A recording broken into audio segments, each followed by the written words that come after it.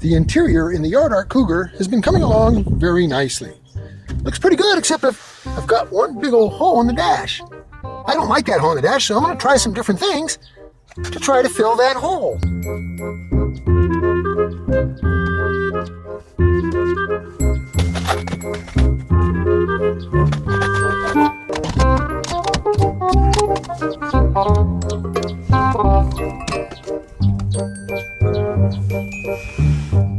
Hey, how about one of these? Let's see if I can make this fit.